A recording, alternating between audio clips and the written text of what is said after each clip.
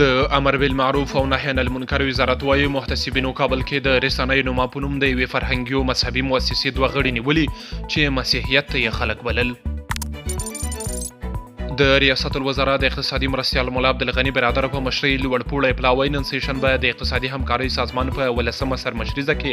د ګډون په موخه د آذربایجان په رسمي بلنه دغه هیواد ته روان شو. ملي پراختیا شرکت د 115.9 میلیون افغانیو په لګښت د روزګان د شفلوغ بندچارې پیل کړې چې د 23 متره په لوړوالي او 155 متره سور سره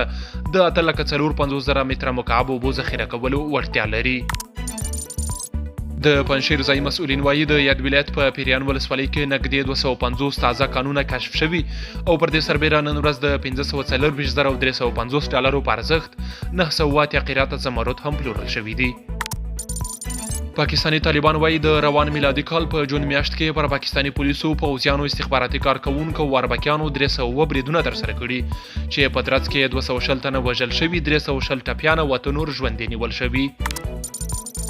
د ترکیې د لویدیځ ازمیر ولایت په ځنګلونو کې د پراخې ورلګېدنې او تودوخې درجې لوړېدو له کبله تر دې دمه له 50,000 څخه زیات کسان د خپلو کورونو پرېښودلو ته اړ شوي او ورلګېدنه لا هم د پراخېدو په حال کې ده.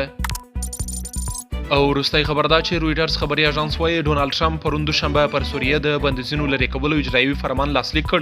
چې له مخې به یې سوریې ته زمینه برابره شي چې له نړیوال مالي سیستم سره یوځای شي.